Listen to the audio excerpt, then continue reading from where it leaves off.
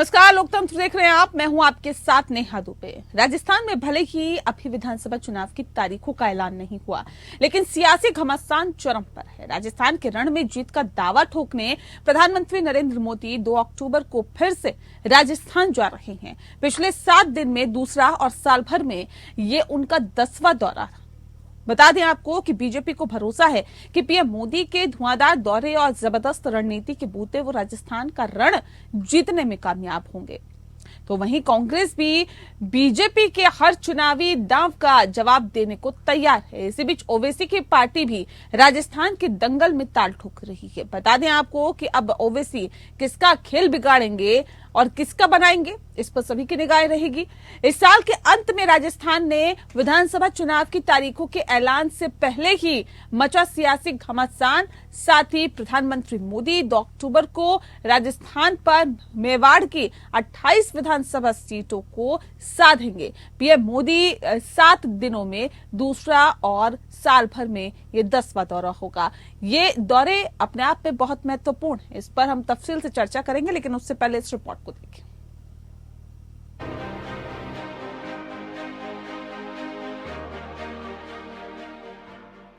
राजस्थान की चुनावी जंग को तेज करने के लिए पीएम मोदी 2 अक्टूबर को राजस्थान पहुंच रहे हैं। राजस्थान पीएम मोदी के लिए कितना महत्वपूर्ण है, ये इस बात से पता चलता है कि पिछले 7 दिन में दूसरा और साल भर में ये उनका 10वां दौरा होगा। पीएम मोदी 2 अक्टूबर को चित्तौड़गढ़ के सांवलिया में जनसभा को संबोधित करेंगे। साथ ही चुनावी मौसम में कई विकास कार्यों का शिलान्यास और लोकार्पण भी करेंगे। इसके जरिए वो मेवाड़ की 28 विधानसभा सीटों को साधने का प्रयास करेंगे। मेवाड़ में बांसवाड़ा, चित्तौड़गढ़, डूंगरपुर, राजसमंद, उदयपुर और प्रतापगढ़ जिले की 28 सीटें शामिल हैं।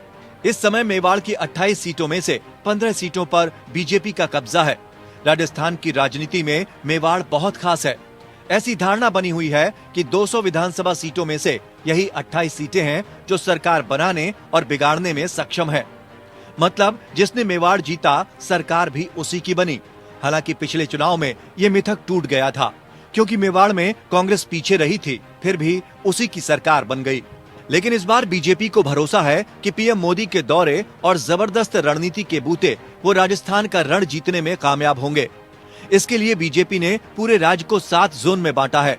इसके बाद इन जोन्स की जिम्मेदारी अलग अलग राज्यों के नेताओं को सौंपी गई है। पार्टी सूत्रों के मुताबिक हर जोन का एक इंचार्ज होगा और अलग अलग नेताओं की जिम्मेदारी होगी कि वे एक जोन में पड़ने वाली विधानसभा सीटों पर पार्टी की पकड़ को मजबूत करने का काम करें। इन नेताओं का काम होगा कि वे लगातार जोन इंचार्ज को अपडेट करते रहें। उन्हें जमीनी हालात की जानकारी पार्टी हेडक्वार्टर को भी देनी पड़ेगी। वहीं बीजेपी राजस्थान में सत्ता विरोधी लहर को भुनाने के लिए मध्य प्रदेश का फार्मूला अपनाने पर विचार कर रही है। इसके लिए वो बड़े कांग्रेसी नेताओं को घेरने के लिए अपने प्रमुख सांसदों को मैदान में उतार सकती है। इसके साथ ही बीजेपी सबसे पहले हारी हुई सीटों पर उम्मीदवारों के नामों की घोषणा कर सकती है। सूत्रों के मुताबिक पार्टी अपने डी कैटेगरी की सीटों पर ज्यादा फोकस कर रही है, जिसे वो 2 या 3 बार हार चुकी है। राजस्थान में बीजेपी की डी कैटेगरी में 19 सीटें हैं।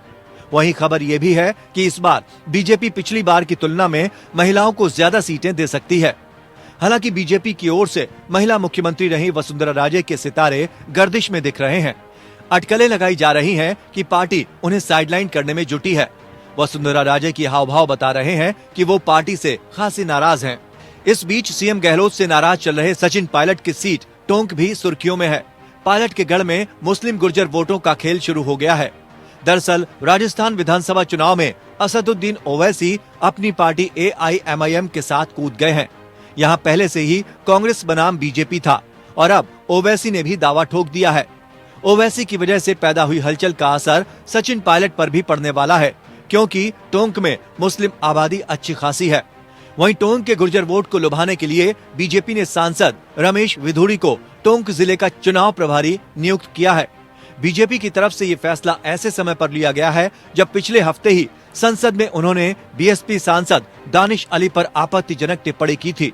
विवादों में आने के बावजूद बीजेपी टोंक में विधुड़ी का सियासी डिप्लॉयमेंट कर रही है, तो इसके बड़े चुनावी मायने भी हैं।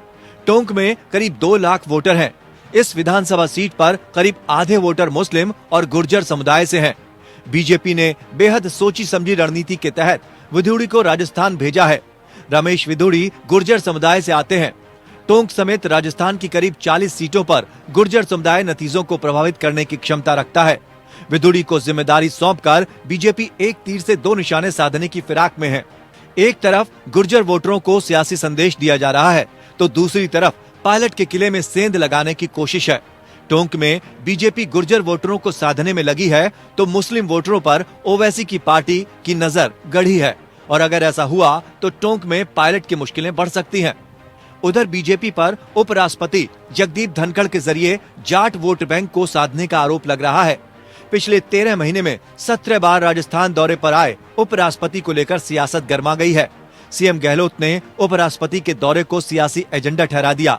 दरअसल जगदीप धनखड़ जाट समुदाय से आते हैं और राजस्थान में जाट समाज का बड़ा राजनीतिक प्रभाव है। यहाँ जाट समाज 80 से 90 सीटों पर अपना प्रभाव रखता है। अब सीएम गहलोत बीजेपी पर उपराष्ट्रपति जगदीप धनखड़ के जरिए जाट वोट को प्रभावित करने का आरोप लगा रहे हैं, लेकिन सीएम गहलोत सियासत के माहिर खिलाड़ी हैं। राजस्थान चुनाव में तमाम लोक लुभावन वादे के साथ अब उन्होंने नया जिला बनाने का दांव आजमाया है। राजस्थान में 19 जिले बनाए जाने के बाद फिर से सीएम गहलोत ने प्रदेश में एक नए जिले के गठन के संकेत दिए हैं, ताकि नए जिलों के वोट बैंक पर कब्जा किया जा सके। साफ है, राजस्थान के रण में हर ओर से सियासी बिसात पर गोटियां फिट की जा रही हैं। अब देखना है किसका दांव कितना सटीक बैठता है। Bureau report, APN.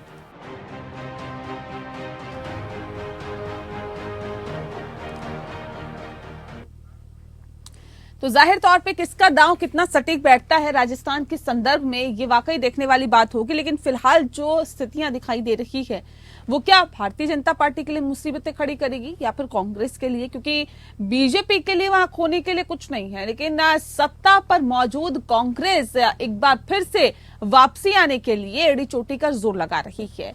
अब कितने दम है किसके वादों में, ये जानेंगे, और इस वक्त ये भी समझने की हम कोशिश करेंगे कि फिलहाल राजस्थान के दंगल में किसकी जीत हो सकती है और किसके सर पर जीत का ताज पहनाया जा सकता है।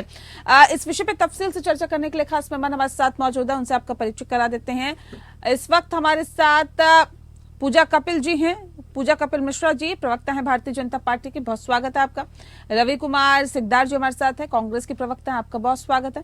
और अमनप्रीत कौर इस वक्त हमारे साथ जुड़ गई हैं, जो कि राजनीतिक विश्लेषक हैं। अमन जी, आपका भी बहुत स्वागत है।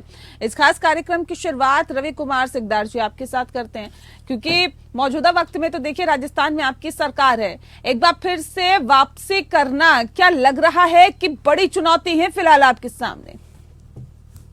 नमस्कार जी। जैसा आपने पहला प्रश्न किया है कि क्या सरकार वापसी करेगी क्या, तो मैं आपके इस सवाल का जवाब दे रहा हूं, और इसका जवाब आपको राजस्थान की आम आवाम के माध्यम से पता चल रहा होगा। जिस प्रकार हमारी रैलियों में जनता जनार्दन पहुंच कर आशीर्वाद देती है, धन्यवाद ज्ञापित कर रही है, उनसे सीधा सीधा सामने ये समझा जा सकता है कि राजस्थान की जनता राजस्थान के यशस्वी मुख्यमंत्री और कांग्रेस की सरकार को उन्हें वापस लाने की तुले हुए हैं। और सरकार की वापसी की वजह कोई खोखले वादे नहीं, कोई बेवजह की बातें नहीं, सिर्फ और सिर्फ काम के आधार पे। जो 4.5 साल में कांग्रेस ने काम किया, जनता को जो राहत दी, जनता को जो सुख दिया, उसको उसी के माध्यम से हम चुनाव के मैदान में हैं, और उसी के दम पर हम सरकार की वापसी करने के लिए जा रहे हैं। साथ ही मैं आपको बता दूं, भाजपा के पास ऐसा करने की कुछ भी नहीं है, क्योंकि 4.5 साल तक की खामोशी आप भी समझ सकते हैं और हम भी समझ सकते हैं, और पंक्ति में बैठा हुआ अंतिम व्यक्ति भी समझ सकता है कि विपक्ष का चुप रहना सत्ता का मजबूती के साथ अच्छा काम करना। नहीं, आपने ऐसे क्या काम किया कि आपको लगे कि नहीं जनता किसी और को तो मौका दे नहीं सकती, हमें ही मौका देगी और हम ही एक बार फिर से सत्ता पर काबिज हो रहे हैं? जी मैं बता दूं, हमने काम किया इसलिए तो विपक्ष चुप रहा। अगर काम नहीं करती है सत्ता, तभी तो विपक्ष उछलता है, कूदता है, धरने प्रदर्शन करता है, काम करवाने की चेष्टा रखता है। लेकिन विपक्ष की खामोशी साफ साफ दिखाती है कि सत्ता पक्ष ने वो काम किया। साथ ही आपने काम पूछा तो मैं काम भी करता हूँ। चिरंजीवी योजना पूरे भारत में शानदार सबसे योजना है, जहाँ पे गरीब आदमी हॉस्पिटल में जाने के लिए डरता नहीं। कितनी भी बड़ी से बड़ी बीमारी हो, वो निश्चिंत होकर बड़े से बड़े अस्पताल में चला जाता है, क्योंकि उनको पता है कि कांग्रेस की सरकार उनके लिए बैठी है। साथ ही महंगाई राहत शिविर आप देख लीजिए कि जो आटे पे जीएसटी की मार झेल रहे थे, मसाले पे जीएसटी की मार झेल रहे थे, उनको गहलोत सरकार ने राहत रूप में हर घर तक पहुंचाया।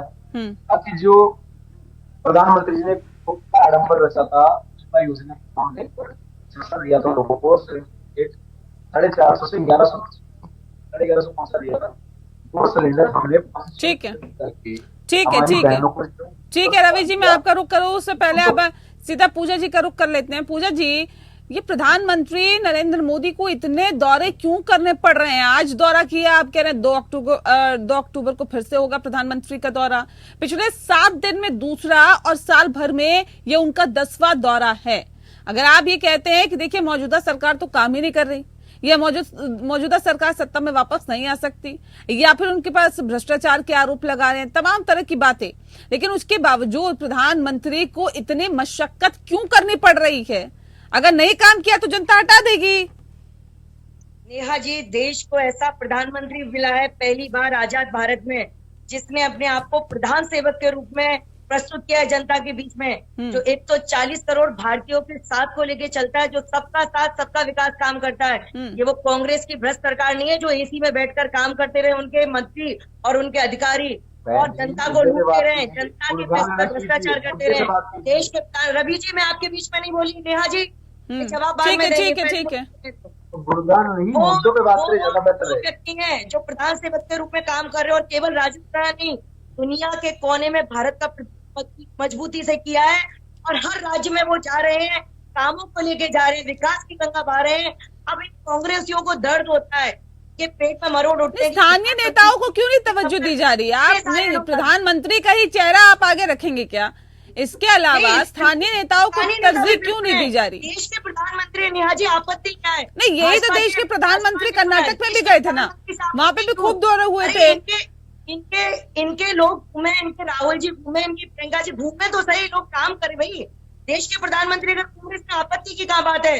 और कांग्रेस की विकास की गंगा किसको नहीं पता? महिला अपराध में नंबर 1 कांग्रेस राजस्थान में, दलित अपराध में नंबर 1 कांग्रेस, विकास बहुत अच्छा किया इन्होंने। महिला के पेपर लीक में नंबर 1 कांग्रेस, भ्रष्टाचार में नंबर 1, किसी भी मिशन किसी भी चीज को ले लो, भ्रष्टाचार करने में नंबर 1, सरकार और कुर्सी बचाने में। भ्रष्टाचार की बात तो देखिए आपके ही मंत्री भी कह रहे थे ना, आपके ही नेता कह रहे थे। वो लाल डायरी का जो मसला निकला था रवि जी, वो भ्रष्टाचार की बातों को एक सेकंड रुक जाइए ना, रुक जाइए पूजा जी मैं लौट रही हूँ, सवाल का जवाब ले लेते ना, ऐसे नहीं मैं आ रही हूँ। स्थानीय नेताओं को ये जगह नहीं दी जाती है, मंच पे बोलने तक की अनुमति नहीं दी जाती है, वो भी तो सवाल खड़े करती है। और सबसे बड़ी और वसुंधरा राजे को क्या बोलने दिया आप लोगों ने, बताइए ना।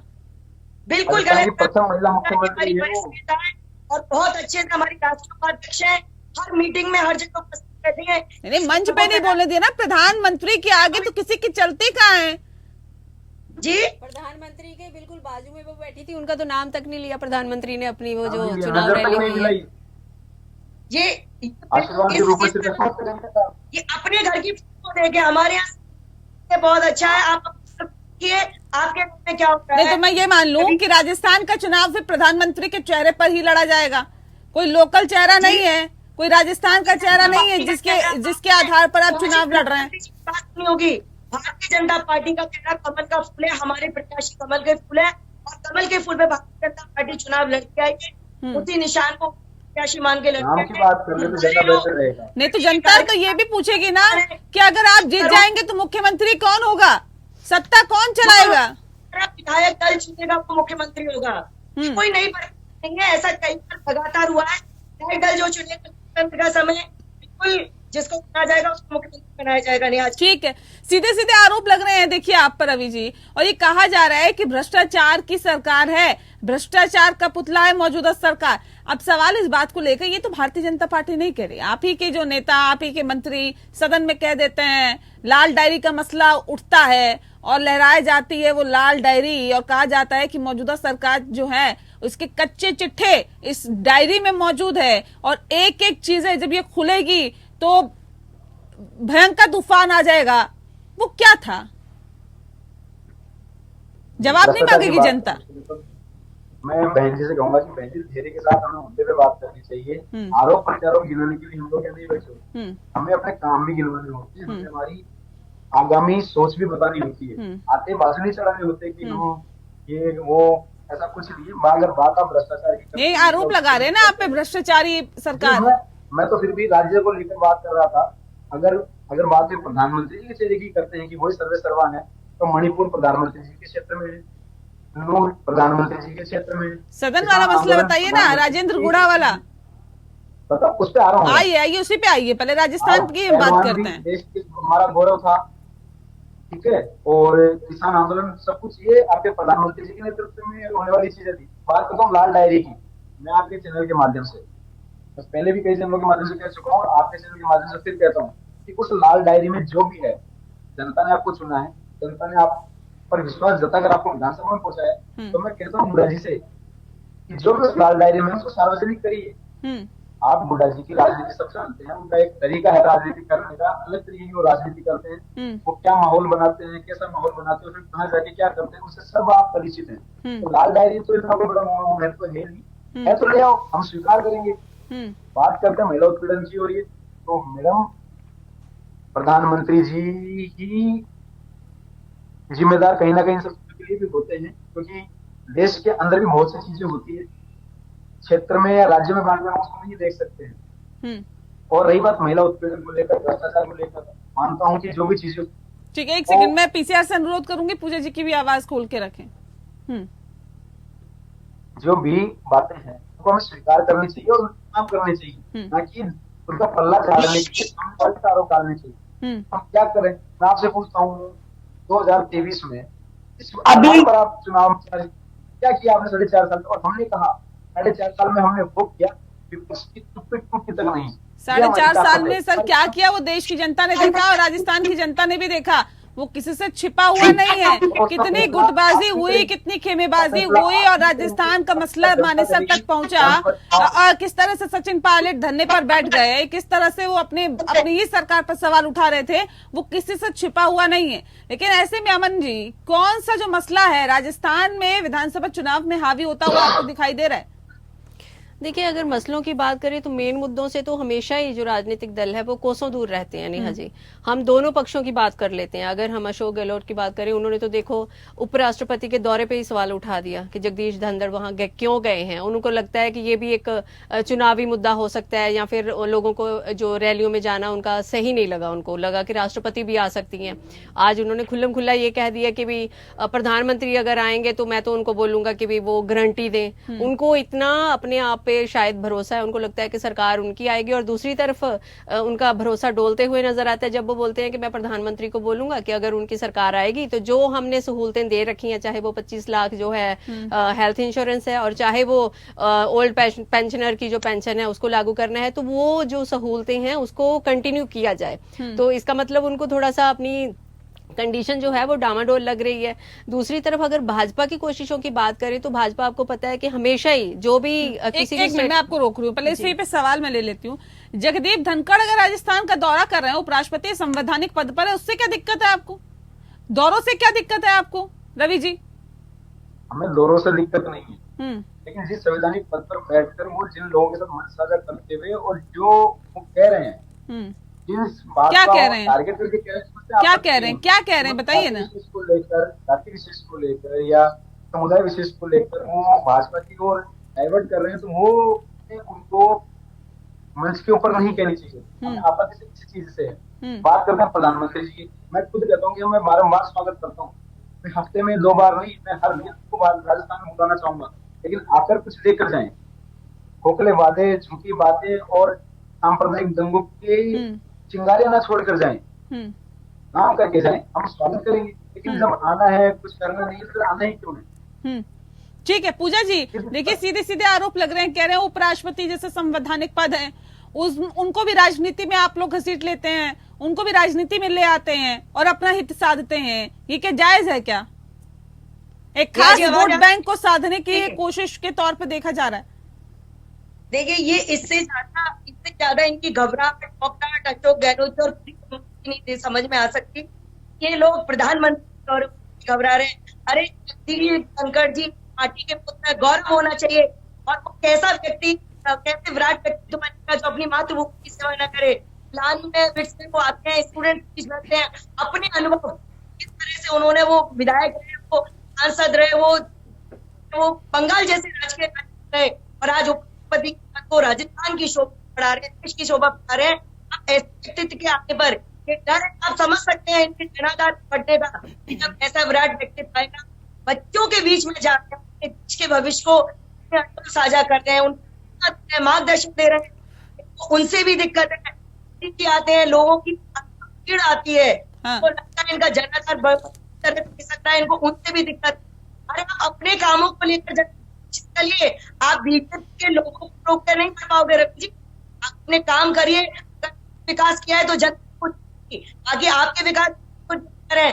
अभी आप कह रहे थे महिला अत्याचार हो रहा है, इसके लिए मोदी जी जिम्मेदार है। आपकी राजधानी में आके बगल में बिल्कुल आपको पता है फैक्टर गए हैं, तो क्या गुजरी होगी सरकारी पर। ठीक है, पूरी तरह में महिलाओं। चलिए इस डिबेट को हम आगे बढ़ाएंगे, रवि जी से भी सवाल लेंगे, अमन जी से भी सवाल लेंगे और इस पर चर्चा हम आगे करते रहेंगे। एक छोटा सा ब्रेक यहाँ पे हमें लेना पड़ रहा है, बहुत ही छोटे से ब्रेक के लिए। फिलहाल हम बात कर रहे हैं राजस्थान में लगातार दौरे पे दौरे हो रहे हैं नेताओं के, लेकिन ऐसे में राजस्थान किसके पाले में जाएगा, ये एक बड़ा सवाल है।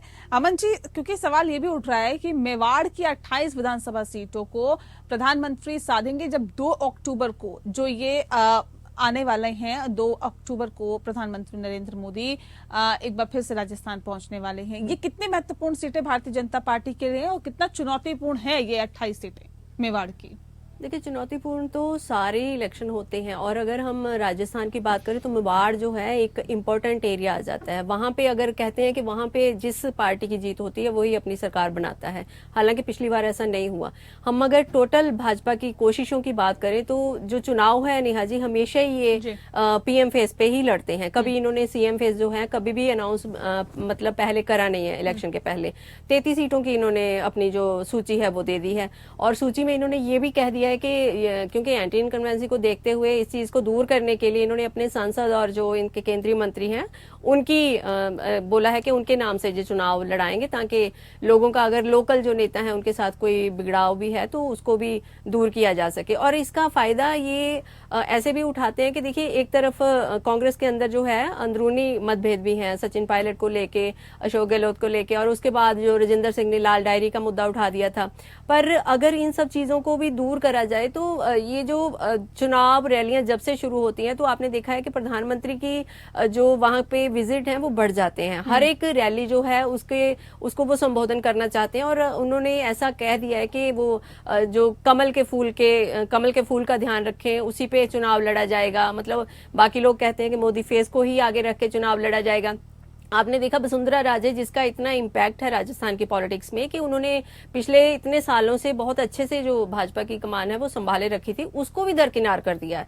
उसकी जगह दिया कुमारी को आगे ले आने की बातें हो रही हैं। तो वसुंधरा राजे को तो आपने देखा कि जो चुनाव रैली हुई है, मोदी जी वहां पे बैठे थे, उनके बिल्कुल बाजू में वो बैठी थी, फिर भी उनका नाम तक नहीं मोदी जी ने अपनी जो स्पीच थी उसमें लिया और ना उनको बोलने का मौका दिया गया। तो ये जो एक तरह सब जो लोकल नेता होते हैं उनको हटा देना साइड पे और बिल्कुल मोदी जी ही करना, तो ये इनकी पुरानी रणनीति है। चाहे कर्नाटका में या हिमाचल में भी मोदी जी ही अपनी कमांड संभाले हुए थे, पर वहां पे इनको हार का मुंह देखना पड़ा। हाँ, तो ये चीज पहले कई और चुनाव पे हुए हैं पूजा जी। अब सवाल इस बात को लेकर है, देखिए इस चुनाव तो कई हुए हैं, चाहे कर्नाटक की बात करें, हिमाचल की बात करें, पश्चिम बंगाल की बात करें, कई ऐसे राज्य हैं जहां पर चुनाव, मध्य प्रदेश में भी आपने सरकार बना ही ली, छत्तीसगढ़ की भी अगर हम बात करें तो चुनावी दौरे तो प्रधानमंत्री करते ही हैं, लेकिन जब जीत हो जाती है तो प्रधानमंत्री के सिर पर सेहरा बांध दिया जाता है। तो हार का ठीकरा किसके ऊपर फोड़ेंगे आप? भारतीय जनता पार्टी के प्रधानमंत्री जी भी भारतीय जनता पार्टी के कार्यकर्ता है। हमारी पार्टी में हर एक दायित्व जरूर निभाता है, लेकिन एक कार्यकर्ता की भूमिका से वो कभी अलग नहीं हो पाते, और ना हमारे कार्यकर्ता को सर्वोपरि मानने की जो हमारी प्रथा उसको भी हम अलग नहीं करते। रही बात इसकी कि हमारे यहाँ किसी को भी अलग हट कर देना, इग्नोर करना, ये नहीं है। ये एक ऐसा मिथक बिल्कुल तोड़ दिया जाए। भारतीय जनता पार्टी एकता के साथ काम कर रही है, और नई पीढ़ी को लाना, नए लोगों को जोड़ना। आप प्रधानमंत्री जी को यूं भी देश में काम करते देख रहे होंगे कि युवाओं को आगे लाने की वो हर भरपूर कोशिश करते हैं। तो कुछ नए लोगों का आने का मतलब ऐसा नहीं होता मैं अमन जी को भी कहना चाहूंगी, पुरानी पीढ़ी को दरकरार किया जा रहा है या उनको साइडलाइन किया जा रहा है। ये एक सतत क्रिया है, ये परिवारों में भी होती है, समाज में भी होती है कि कहीं ना कहीं जब नए लोग तैयार हो जाते हैं, नई पीढ़ी तैयार होती है, उनको भी सहभागिता दी जाती है, उनको भी साथ लिया जाता है। जब डिसीजन होता है परिवार में भी तो लिया जाता है। तो भाजपा भी एक परिवार है और प्रधानमंत्री तो वो प्रधानमंत्री हैं देश के जो पूरे देश को अपना परिवार मानते हैं। तो निश्चित तौर पर वो युवाओं को भी, और आपने उनका बच्चों को लिए भी लाड़ प्यार देखा होगा, तो वो हर एक की इंडिविजुअल पर्सनैलिटी को मौका देते हैं। तो मैं आपसे यही कहना चाहूंगी कि कोई भी हमारे यहाँ कोई ऐसी वो स्थिति नहीं है कि ये अलग है वो अलग है, सब अच्छे से अपने अपने दायित्व का निर्वहन करें। वसुंधरा जी हमारी नहीं, बहुत और ये भी कहा जा रहा है कि देखिए मध्य प्रदेश का फॉर्मूला अपनाने पर विचार कर रही है भारतीय जनता पार्टी। हमारे लिए इम्पोर्टेंट है, इसलिए 4 बार वो फेस रही है भारतीय जनता पार्टी के मुख्यमंत्री पद का, और आज भी वो हमारी राष्ट्रीय उपाध्यक्ष हैं। वो कोर कमेटी देखिए वो कितनी महत्वपूर्ण है। अब देखिए वक्त के साथ साथ इम्पोर्टेंस बदलती है इंसान की, लेकिन अब कितनी महत्वपूर्ण है वसुंधरा राजे आप लोगों के लिए। वो मंच पर दिखा, सबकी रहती है, वो मंच पर दिखा, ऐसी किसी की नहीं रहती। ठीक है, अच्छा ठीक है, मुद्दे पे एक बात है कि उनके कद का अभी तक भाजपा में कोई और है भी नहीं वहाँ पे, और कहीं ऐसा ना हो कि उनको दूर करने का आपको रिजल्ट भोगना पड़ जाए। देखिए बिल्कुल जितना उनको दरकिनार किया जा रहा है, उनके नेतृत्व में हम लोग काम कर रहे हैं, करते रहेंगे। और निश्चित तौर पर जितने भी लॉस भी हो सकता है उनको नए दूर करने लोगों का, को साथ में लाना, उनके भी कद बढ़ाने का काम करना भारतीय जनता पार्टी निरंतर रूप से करती रहती है। छोटे कार्यकर्ताओं को भी, अब आप इस तरह कहेंगे तो कोई सोच सकता था कि जिस चाय की बात को लेके चाय वाला क्या प्रधानमंत्री बनेगा। उन्होंने ना केवल प्रधानमंत्री भारतीय जनता पार्टी में हो सकता है, कांग्रेस में नहीं हो सकता। मैडम बहुत टाइम हो गया चाय वाला उस मसले को छोड़िए, अब आगे बढ़िए, उससे आगे बढ़ना होगा। रवि जी, ओवैसी भी अब चुनावी ताल ठोक रहे हैं, क्या लगता है?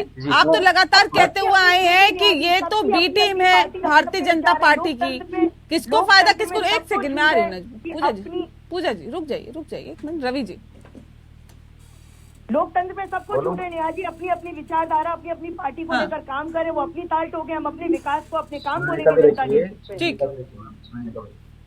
आप बात कर रहे हैं मुख्यमंत्री जी के फेस की कि हम राजस्थान में प्रधानमंत्री जी के चेहरे की, हम राजस्थान में प्रधानमंत्री जी के चेहरे पे चुनाव लड़ेंगे। कितने राज्य हैं जहाँ पर प्रधानमंत्री जी नहीं पहुंचे और वहां पर निराशा और हार कर वापस नहीं आए। दिल्ली ले लीजिए, पंजाब ले लीजिए, कर्नाटका ले लीजिए, राजस्थान एक ऐसा प्रदेश है जहाँ पर सुनने वाला है। राजस्थान की नारी लड़ रही है, मर रही है, गैंगरेप हो रहे, हत्या हो रही है, कहाँ है वो लड़की को लड़ सकते वाली जो महिला में बैठकर चली जाती है। लड़की यहाँ पर गूंगी बहरी, उसका रेप हो जाता है, कान पर लीपापोती करता है। कहाँ है आपके, आपको एक ही ठीक है एक एक करके रखिए ना अपनी बात, ऐसे नहीं। रवि जी बोल रहे हैं, उसके बाद फिर मैं आपका रुख करती हूँ। रवि जी, नेहा जी, इन पर कोई मुद्दा नहीं है, केवल प्रधानमंत्री जी, अब उपराष्ट्रपति जी अपने गृह प्रदेश में आते हैं तो उनको घेरना, इन पर यही काम है, क्योंकि विकास का काम बचा नहीं है इनके पास में। अभी हम मुद्दों के बात ठीक है, सुन लेते हैं ना। चेहरा प्रधानमंत्री जी का खा के आते हो, वो तो बात एक अलग है। बात करते हैं हम मुझे शिक्षित करेंगे कि महिला है, उसका समर्थन इससे बढ़ चढ़ कर किया, और कांग्रेस के राहुल गांधी जी कहते हैं कि इसको आज से लागू क्यों भाई लागू क्यों नहीं किया जा रहा है? सिर्फ और सिर्फ कर दीजिए ना, राजस्थान में आप कर दीजिए। जरूरी है कि कानून बनेगा, पूरी तरह से लागू होगा तभी करेंगी कांग्रेस पार्टी। अगर कांग्रेस पार्टी इतनी सशक्त है और कांग्रेस पार्टी इतनी प्रतिबद्ध है कि महिला आरक्षण बिल को लागू करना है, राजस्थान में करके दिखाइए, करिए एग्जाम्पल सेट। राजस्थान में तो सब मिल रहा है महिलाओं। फिर वही बात कर रहे हैं आप। ऐसा नहीं होता ना सर, चिट भी मेरी पट भी मेरी नहीं होती है, एक स्टैंड तो लेना पड़ेगा। अगर सवाल खड़े कर रहे हैं तो 4 उंगली जो है ना वो आपकी तरफ इशारा करती है, उस बात को भी समझना होगा। राज्यसभा से 500 अरे आपकी सरकार थी 10 साल, किसने रोका? किसी ने रोका था आपका हाथ पकड़ा? नहीं छोड़ दीजिए ना, अब तो राजस्थान में भी आपकी सरकार है और नहीं कानून बन रहा। मैं अभी कह रही हूँ, हालांकि राष्ट्रपति के हस्ताक्षर हो गए हैं, ये कह रहे हैं कि पहले जनगणना होगी, परिसीमन होगा। छोड़ दीजिए 33% आरक्षण दे दीजिए ना राजस्थान में। जो कहते हैं कि इसको रोका किसने था 2010 में, जब इन्हें कोई अच्छी चीज होती नहीं स्वाति, ये उसकी कमियां देखते हैं। खुद ने आरक्षण बिल पास किया नेहा जी। अब भारतीय जनता पार्टी में जिस तरह मोदी जी की लोकप्रियता महिलाओं के बीच पास किया, तो अब इनका दिल दुख हो रहा है कि ऐसे नहीं ना, एक एक करके बात को रखिए ना, ऐसे थोड़ी होता है। ऐसे नहीं ना, पहले रवि जी रख लेते हैं फिर मैं आती हूँ। ऐसे नहीं, हौच पौच हो जाएगा, कुछ किसी का कुछ समझ नहीं आएगा। बात चिल्लाने नहीं होती है, जनता को आंकड़े चाहिए, जनता को उनके मुद्दे की बात होती है। हमारे चिल्लाने तथ्यों के साथ चीजों को रखिए। हाँ, तथ्यों के साथ बात करेंगे और मैं वही कर रहा हूँ। महिला सशक्तिकरण को राजस्थान में बहुत बढ़िया कदम मिला। हमारी कुलपति राजस्थान की पहली कुलपति महिला बनी है, और लिखने के लिए नहीं, ये सब के लिए काम कर रही है राजस्थान, बराबर मान सम्मान दे रही है। विधानसभा में देख लीजिए आप, बराबर मान सम्मान दिया हुआ है। ये नहीं कि जिसको आप कह तो रही है हमारे राष्ट्र, उनसे बात तक नहीं करना, उनसे किसी बात को लेकर कोई चर्चा नहीं करना, तो धन्यवाद नहीं दिया। इस प्रकार का ये बड़ा असर आप यहाँ पर देखिए। बात राजस्थान की हम कर रहे हैं, राजस्थान में 4.5 साल सरकार ने जो काम किया है, उसके दम पर हम चुनाव में जा रहे हैं। किसी को ले आइए और ले आइए, यहाँ पर उनकी दाल करने वाली नहीं है। राजस्थान में पूर्ण बहुमत के साथ कांग्रेस सरकार बनाने जा रही है, और दम पे और काम के दम पे। दावे तो दोनों तरफ से किए जा रहे हैं सर, किसके दावों में कितना दम है तो जनता बताएगी। लेकिन अमन जी, जिस तरह से ओवैसी ने भी अब चुनावी ताल ठोक दी है, ऐसे में क्या लगता है किसको घाटा किसको नुकसान होगा? क्योंकि लगातार इस बात को तो विपक्षी पार्टी कहते हुए आ रही है कि भारतीय जनता पार्टी की बी टीम है। उत्तर प्रदेश में चुनाव लड़ी ये ओवैसी की पार्टी, तो भारतीय जनता पार्टी को फायदा हुआ। बिहार में लड़ी तो भी देखा गया कि बाकी पार्टियों को नुकसान ओवैसी की पार्टी ने पहुंचाया। राजस्थान के संदर्भ में क्या देखती हैं आप? देखिए, राजस्थान की अगर बात करें तो ओबीसी तो हमेशा ही भाजपा की बी टीम ही मानी जाती है, और वो ऐसे ही रिएक्ट करते हैं। अगर टोंक में देखा जाए तो वहां पे ये बोल रहे हैं कि हम लोग यहाँ से चुनाव लड़ेंगे, तो वहाँ मुस्लिम और गुज्जर जो हैं वो दोनों बराबर वहां पे पॉपुलेशन है। तो वहां पे आपने देखा है कि क्योंकि वो सचिन पायलट का इलाका है, तो वहां पे नहीं, भारतीय जनता पार्टी की बी टीम कैसे है? विचारधारा तो दोनों की अलग है। विचारधारा चाहे अलग है, पर नेहा, क्या आपने देखा है कि जब भी कोई ऑपोजिशन वाला कोई लीडर कोई भी भाजपा के अगेंस्ट कोई स्टेटमेंट देता है, कुछ काम करता है, तो उसको फट से उसके पीछे से जो ईडी वगैरह लगा दी जाती है। तो आपने कभी देखा कि ओबीसी के ऊपर हमने सुना हो कि ईडी का छापा पड़ गया हो, या फिर उनकी स्टेटमेंट को लेके कभी उनका विरोध किया गया हो भाजपा के नेताओं द्वारा? ऐसा कभी नहीं होता। नहीं तो कोई और ऑपोजिशन लीडर अगर कोई ट्वीट करे या कोई स्टेटमेंट दे दे तो हमेशा भाजपा वाले फटाफट उसके विरोध में आ जाते हैं। पर ओबीसी का विरोध ऐसे कभी उन्होंने खुलेआम नहीं किया है, और हमेशा ही वो वोट कटुआ के रूप में आते हैं। किसी भी स्टेट का आप जिक्र कर लो, वहां पे अगर वोट काटनी होती है तो वो आ जाते हैं। तो बिहार में देखो वोट काटेंगे, वो हमेशा ऐसा करते हैं कि जो भी ऑपोजिशन में जाते हैं तो भाजपा की तरफ ही जाएंगे ना वोट जब कटती हैं। तो कांग्रेस अगर अपनी वोट नहीं हथिया पाएंगी, अगर मुस्लिम होने के नाते मतलब बीजेपी का फिक्स है और काटेंगे तो कांग्रेस का ये बीजेपी की साइड ही जाती है हमेशा। जो ऑपोजिट होता है उनकी चुनावी ताल ठोक रहे हैं अब पूजा जी, फायदा तो भारतीय जनता पार्टी को ही मिलेगा। क्या ये भी एक रणनीति का हिस्सा है क्या, ओबीसी को वहां से चुनाव लड़वाना या उनकी पार्टी का चुनावी मैदान में आना? नेहा जी, अमन जी कह रही हैं कि वो ओबीसी आएंगे तो केवल भाजपा को फायदा, तो ये वो उनका अपना काम है।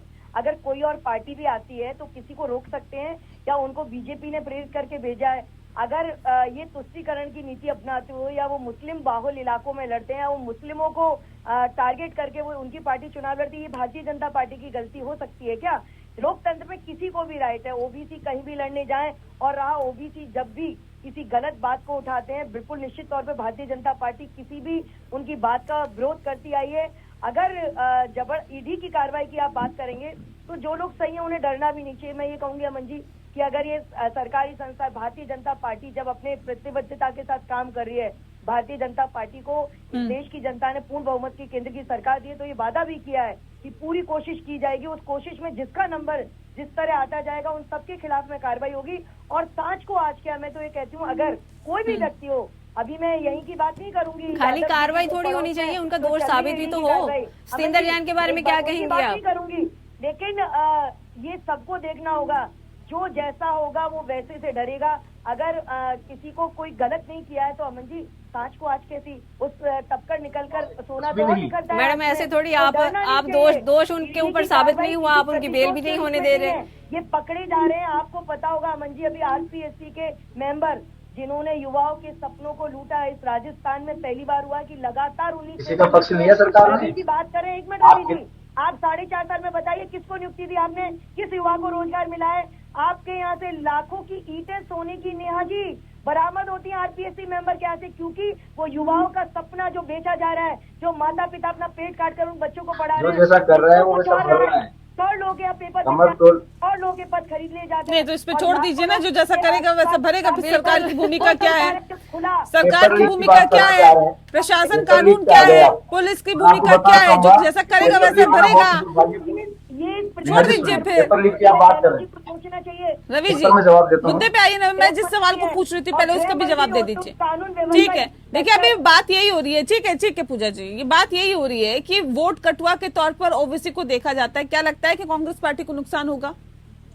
जी मैं बताना चाहूंगा कि राजस्थान की राजनीति का और राजस्थान का वातावरण बहुत अलग है।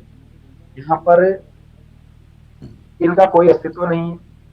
एआईए जो भी अपने बिहार में सोचा तो 5 सीटें निकल जाएगी।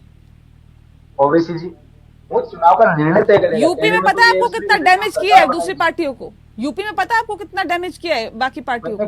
शुरुआत में कहा है कि यहाँ का वातावरण बहुत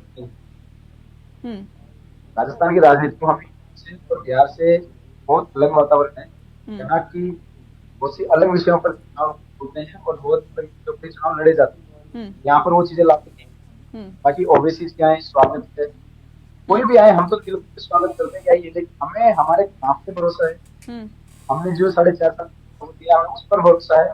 और की बात करते पेपर, इससे बताऊंगा पेपर लीक होना दुर्भाग्य नहीं होना चाहिए, लेकिन इस कार्यकाल में जो पेपर माफियाओं ने कार्रवाई पेपर लीक हुए, इससे पूर्व में वसुंधरा जी सरकार थी जिसमें 9 बार पेपर लीक हुए।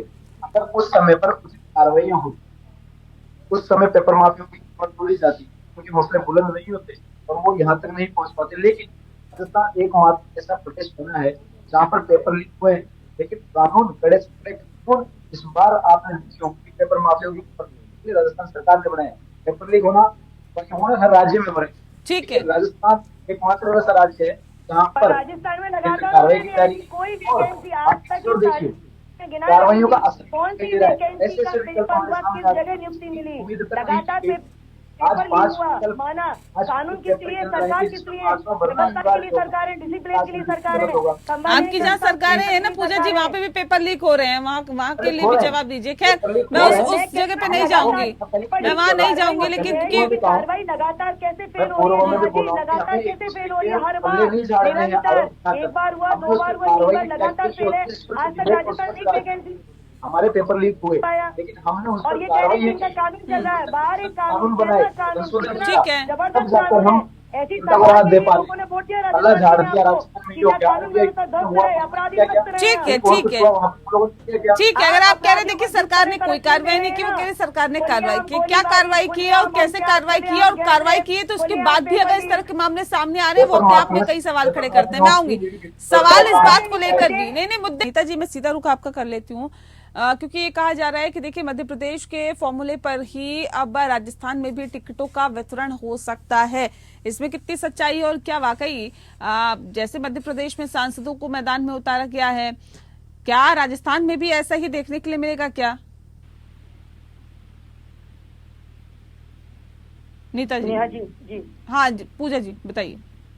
देखिए जो भी उचित उम्मीदवार लगेगा, जो भी बिल्कुल इसमें कोई दौर नहीं, जनता के बीच जिसकी लोकप्रियता होगी और पार्टी की जिसके लिए सहमति बनेगी और जो सर्वे से रिपोर्ट आएगी उसको उम्मीदवार बनाया जाएगा। नहीं तो सांसदों को क्यों, क्या नेताओं का टोटा पड़ गया है क्या भारतीय जनता पार्टी के पास? नेताओं का टोटा है क्या, कमी हो गई है क्या नेताओं की? नेहा जी यहाँ लाइन से आप जिस तरह देख रहे हो, जिस तरह सारे ब्यूरोक्रेट रवि जी को ध्यान देना चाहिए, जिस तरह से चले आ रहे हैं, भारतीय जनता पार्टी की लगातार सदस्यता ग्रहण कर रहे हैं, लगातार चुनाव लड़ना चाह रहे हैं, और आप जानते हैं ब्यूरोक्रेट जिस तरह जनता से जुड़े होते हैं, तो आपको समझ में आ रहा है कि शासन तो इनका जा रहा है, आ रहे हैं। हमारे यहाँ नेताओं का ना टोटा है और उम्मीदवारों की एक लंबी। तो सांसदों को क्यों, सांसद जो सांसद है उस सांसद का चुनाव लड़के गए हैं संसद में, छोड़ दीजिए ना, विधायक बनाइए ना।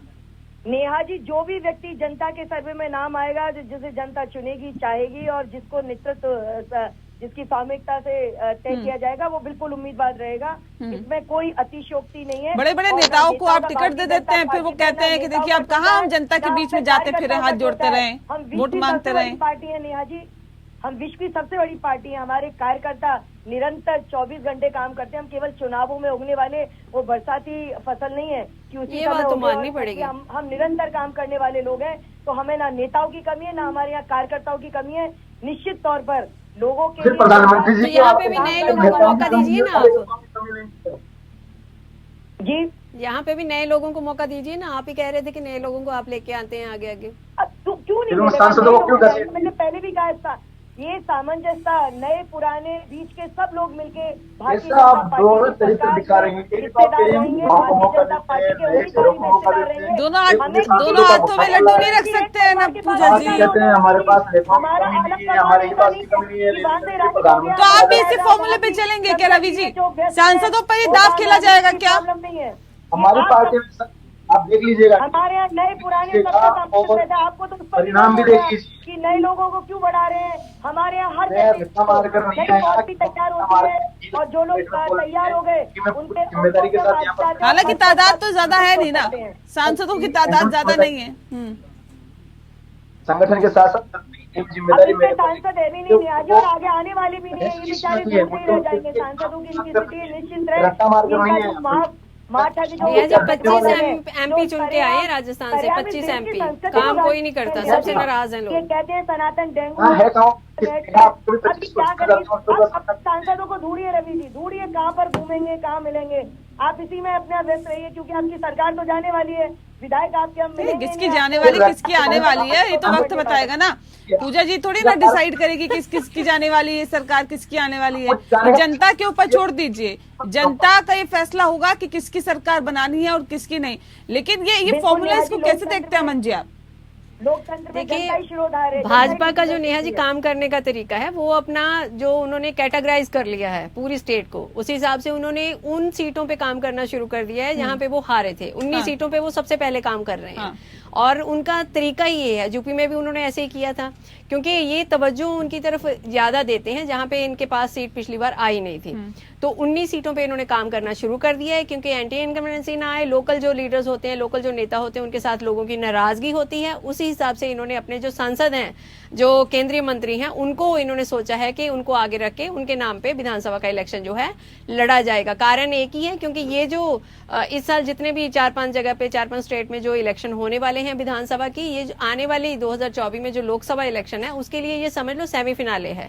तो ये जीतना भाजपा के लिए बेहद जरूरी है। अपनी साख बचाए रखने के लिए वो कोई भी ऐसा दाव नहीं खेल सकती जिसपे उनका हार हो जाए। तो इसलिए उनको ये है कि केंद्रीय मंत्री हो चाहे सांसद हो, पूरी तरह से बिल्कुल उनको लड़ाया जाए। पर बात ये भी है कि ग्राउंड से जो काम किया जाता है, जी, बूथ जी। लेवल पे और जमीनी स्तर पे जो काम किया जाता है, पहले मंडल स्तर पे काम किया जा रहा था, बूथ स्तर पे काम किया जा रहा है। भारतीय जनता पार्टी की एक रणनीति है, उसी पर वो आगे बढ़ती है। और ये वजह भी है कि आज इतने सांसदों के साथ और इतने स्टेट्स में उन्होंने सरकार बना रखी है जो वाकई वो कहां से कहां पहुंच गए, इसमें कोई दो राय नहीं है। लेकिन देखिए इसमें कोई दो राय नहीं है कि 24/7 जो भाजपा है वो इलेक्शन मोड में रहती है। उनको और चीजों की कोई परवाह ही नहीं है। उनको नहीं पता देश के मुद्दे क्या है, उनको नहीं पता देश में जरूरी काम क्या करने हैं, उनको इलेक्शन ही जीतने हैं, यही उनका फोकस रहता है। पर ये भी है कि 25 लेकिन एक बात बताइए ना कि बिना काम किए इलेक्शन जीते जा सकते हैं? जनता मूर्ख है क्या? जनता सब जानती है रवि जी कि कौन काम कर रहा है, कौन नहीं काम कर रहा है। प्रदेश में उनके पास है ही नहीं, यूनिट में कोई 1-2 है, वो भी चले जाएंगे। अमन जी केवल चुनावी विषय नहीं, बाकी सांसदों की करेंगे, सांसदों को चुनाव लड़ाएंगे, उनके पास चेहरे नहीं है। अरे तो भैया सांसद तो 24 की है, गौरव होना चाहिए। 176 कहाँ से लाओगे? मोदी जी के लिए 176 कहाँ से लाओगे? हमारे पास तो 176 जगह से बचे हुए हैं। और वो भी 24 सांसद वो है जिनको मुंह खानी पड़ेगी, जिनका पूरा विरोध है, जिनको जनता ने देखा नहीं, के बाद नहीं देखा। भेजिए तो सही आप ग्राउंड पे, हम देख लेंगे आपके संसद को, जनता सब निर्णय लेगी।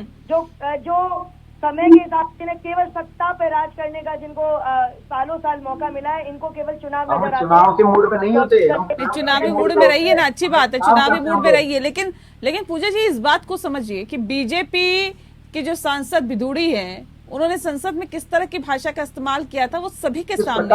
अब उन्हें टोंक जिले का प्रभारी बना के क्या इनाम दिया जा रहा है क्या? नेहा जी, मैं किसी भी अमर्यादित टिप्पणी चाहे वो कोई भी हो, नहीं, मैं तो ये जो इनाम दिया जा रहा है उसका जिक्र कर रही हूँ। तुरंत प्रभाव से उनको कारण बताओ नोटिस दिया लेकिन जरा मैं कह रही हूँ बिल्कुल ये मुद्दा उठाया कारण वही बताओ, क्या ऐसे क्या होता है? हाथी के दांत खाने के अलग होते हैं, दिखाने के अलग होते हैं। एक समुदाय को ठेस पहुंचाने पर उनके मान हानि का समर्थन करते हुए मांग करता हूँ कि विधुड़ी जी इस्तीफा दें। और जी नहीं, विधुड़ी इस्तीफा नड्डा दें। जी ने कल ही विधुड़ी को टोंक के चुनाव प्रभारी बनाया प्रभारी बना है। के भेज दिया। शर्म आने की बात है, एक संप्रदाय विशेष को आप शब्दों का प्रयोग करते हैं, उसका प्रमोट करते हैं। शर्म आने की बात है, बात करते हैं आप कि हम राजनीति स्वच्छ करते हैं, ये करते हैं। अरे ये छोड़ दो, परमात्मा सब देख रहे हैं, उसका जवाब मिल रहा है। प्रधानमंत्री को शर्म आनी चाहिए। नहीं, लेकिन ये भी हैरानी की बात है रवि जी कि अगर उपराष्ट्रपति भी जाते हैं तो आप लोगों को दिक्कत होने लग जाती है, ओबीसी लड़ते हैं तो आप लोगों को दिक्कत होने लग जाती है। भारतीय जनता पार्टी की अपनी रणनीति है ना कि धनखड़ के जरिए अगर जाट वोट बैंक पर नजर है भारतीय जनता पार्टी की, तो फिर आपको दिक्कत क्यों? आप हमने बता रहे हैं, आपने शब्दों काम का अच्छा प्रयोग किया। नहीं किया, हमने अपने अभिव्यक्ति के अधिकार का प्रयोग करते हुए अपने विचार रखे हैं हाँ, कि जिस प्रकार का संप्रदाय विशेष को साधने का काम कर रहे हैं वो ना करें। इतना तो उनसे निवेदन किया है हमने। हमने उन पर कोई डांट फटकारे कार्रवाई वाला काम नहीं किया है। लेकिन यहाँ देखिए, एक संप्रदाय विशेष को कैसे कैसे शब्दों का प्रयोग करते हैं और उनको ये प्रमोट करके राजस्थान में भेजते हैं। अरे शर्म कीजिए, थोड़ी सी तो शर्म कीजिए। आपको शहर इस में मुंह के साथ हम आप किसी ऐसी इस चीज मुंह के साथ दौरा दिखा रही हैं हमें। राघव चड्ढा और संजय सिंह ने सिर्फ क्वेश्चन पूछा था तो उनको सस्पेंड कर दिया था। इन्होंने तो इतनी गंदी भाषा का प्रयोग किया है, तो इनको सस्पेंड कब करेंगे? राहुल गांधी जी ने मोदी जी को लेकर थोड़ा सा कुछ कह दिया, उस पर उनको मानहानि लगाकर सदस्यता रद्द कर दी। और वहाँ पर भी देखिए, माननीय न्यायालय ने नहीं, ये तरीका ठीक नहीं तमाचा है, मारा ऐसे नहीं है, करना चाहिए ना। तमाचा मारा है और सदस्यता वापसी हुई है। इसको लेकर देखिए आप, देखिए जनता सब समझ रही है, सब जान रही है, सबको पहचान गई है, किसकी सरकार बनाएगी किसकी नहीं, ये तो आने वाले वक्त में पता चलेगा। लेकिन तमाम राजनीतिक पार्टियों ने एडी चोटी का जोर लगा रखा है। एक तरफ दौरे पे दौरे हो रहे हैं तो दूसरी तरफ दौरे पे सवाल भी उठाए जा रहे हैं। बहरहाल किसके दावों में कितना दम है, क्योंकि दोनों तरफ से किए जा रहे हैं। बहुत शुक्रिया आप सभी मेहमानों का हमारे साथ इस खास चर्चा में शामिल होने के लिए। वाकई देखने वाली बात होगी कि किसके दावों में कितना दम है, जनता किस पर विश्वास करती है। फिलहाल लोकतंत्र में इतना ही। नमस्कार।